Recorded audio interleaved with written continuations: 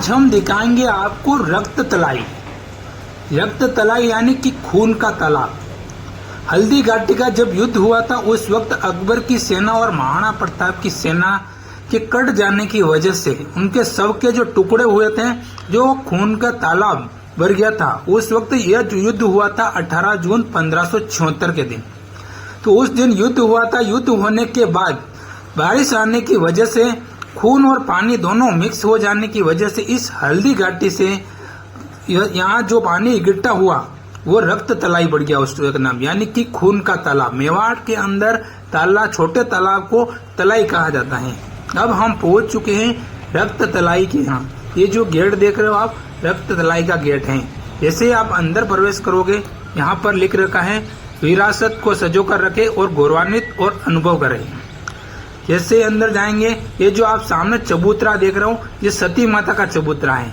इस युद्ध में शहीद हुए वीर जिनकी महिलाओं ने यहाँ पर सती हो गई थी, तो उन सती माता का ये चबूतरा है। ये जो आप देख रहे हो, ये रक्त तलाई है। इस रक्त तलाई में उन सभी योद्धाओं की छतरियां बनाई गई जिन्होंने ये हल्दी घाटी युद्ध में भाग लिया था। ये जो आप संपूर्ण हरा हरा भाग देख रहे हो, ये इसको रक्त तलाई के नाम से जाना जाता है। इस युद्ध में महाराणा प्रताप के लगभग 18 से 20 हजार सैनिक बताए जाते हैं और अकबर के लगभग 80 हजार के समथिंग सैनिक बताए जाते हैं। और ये जो आप क्षत्रिय देख रहे हो, ये महाराणा प्रताप के पुत्र, उनके पुत्र अमर सिंह और अमर सिंह का पुत्र करण सिंह ने इन छत्रियों का निर्माण करवाया था। इस युद्ध में ग्वालियर नरेश ने भी भाग लिया था। ग्वालियर नरेश और उनके 3 पुत्र इस युद्ध में शहीद हो गए थे। उनकी छतरी भी यहाँ पर बनाई गई हैं। हल्दी घाटी के युद्ध को विश्व का दूसरा बड़ा युद्ध माना जाता है। पहला पानीपत बताया जाता है, दूसरा युद्ध हल्दी घाटी बताया जाता है।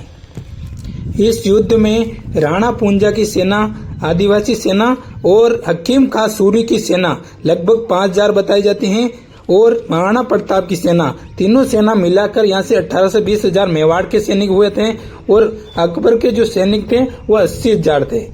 यह तलाई हल्दी घाटी से 3 किलोमीटर दूर पर स्थित है। कहा जाता है कि जहाँ पर युद्ध हुआ था वहां से यहाँ तक की ढलान थी। ढलान की वजह से वहां पर जो पानी और खून गिरा था, वहां ढलान की वजह से नाला बहता हुआ है और नाला बहता हुआ आने के बाद यहाँ पर तलाई थी, छोटा तालाब, जिसकी वजह से यहाँ पर खून और पानी इकट्ठा होकर तालाब भर गया था। इसीलिए इसको रक्त तलाई के नाम से जाना जाता है। ये खमनोर गाँव में स्थित है। हल्दी घाटी का युद्ध यहीं पर समाप्त हुआ था, रक्त तलाई के यहाँ। कहा जाता है कि यह युद्ध लगभग 3 किलोमीटर क्षेत्र में हुआ था, यानी कि इस युद्ध का एंड इस रक्त तलाई में हुआ था। ये रक्त तलाई पहले ऐसे ही थी, अब यहाँ पर पक्की बनवा दी गई है निशानी के तौर पर। ये जो आप कुंड देख रहे हो, यहाँ पर पक्का बना दिया गया है। अब पहले ये पक्का नहीं था, अब सरकार ने यहाँ पर पक्का बनवा दिया गया है। अब हम दिखाते हैं आपको वो छतरी जाला मन्ना की। जाला मन्ना कौन थे? जाला मन्ना वो थे जो महाराणा प्रताप की हम शकल हुआ करते थे। महाराणा प्रताप के जैसे ही दिखते थे। तो उस समय हल्दी घाटी का युद्ध हो रहा था, तो महाराणा प्रताप को चारों तरफ से घेर लिया था और महाराणा प्रताप को उदयपुर के लिए भी निकलना था, क्योंकि उनकी अकबर की आधी सेना ने उदयपुर पर आक्रमण कर दिया था, जिसकी वजह से महाराणा प्रताप को उदयपुर भी जाना था। तो जाला मन्ना जो थे, उन्होंने कहा कि तुम्हारी वेशभूषा और तुम्हारा मुकुट मुझे दो।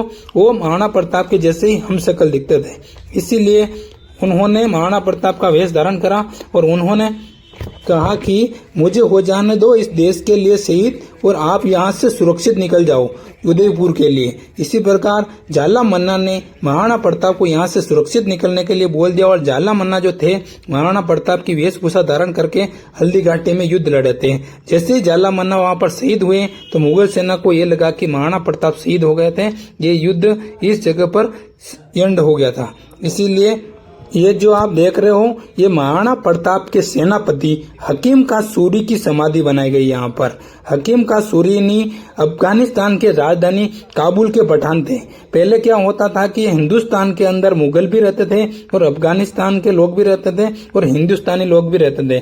छोटे छोटे राज्य और छोटे छोटे देश हुआ करते थे पहले। अब तो भारत पूरा एक हो चुका है। पहले राजा राज में छोटे छोटे देश और छोटे छोटे राज्य हुआ करते थे, जिसकी वजह से सब अलग अलग रहते थे। इसीलिए यहाँ पर पठान भी रहते थे और मुगल भी रहते थे और हिंदुस्तानी लोग भी रहते थे। कहा जाता है कि हल्दी घाटी का जब युद्ध हुआ था तो वहां पर सर कट गया था हकीम का सूरी का। इसके बाद दड़ लड़ता लड़ता यहाँ तक आया, जो घोड़े पर बैठकर यहाँ तक आने के बाद दड़ जो था वो इस जगह पर गिरा था, इसीलिए यहाँ पर इनकी समाधि बनाई गई हकीम का सूरी पठान की। यह महाराणा प्रताप के मुख्य सेनापति हुआ करते थे।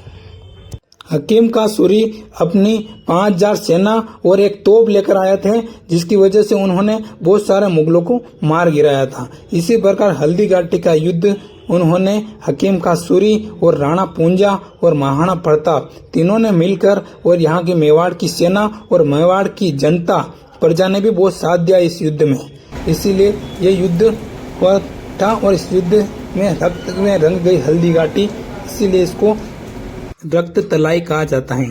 अब हम आपको वो स्थान दिखाते हैं जहां पर युद्ध हुआ था।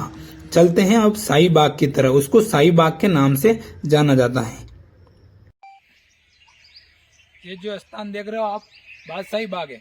जब अकबर सेना लेकर हल्दी घाटी में आया था तो इस जगह पर पड़ाव डाला था। अकबर की सेना यहाँ पर रुकी थी और यहाँ पर एक विशाल और भयंकर युद्ध हुआ था। यहाँ पर आम के पेड़ थे और अभी भी है, इसीलिए यहाँ पर छाया थी, और छाया की वजह से अकबर की सेना ने यहाँ पर पड़ाव डाला था। और यहाँ से लेकर रक्त तलाई तक लगभग 3 किलोमीटर क्षेत्र में ये युद्ध हुआ था। यानी हल्दी घाटी का युद्ध लगभग 3 किलोमीटर क्षेत्र में हुआ था।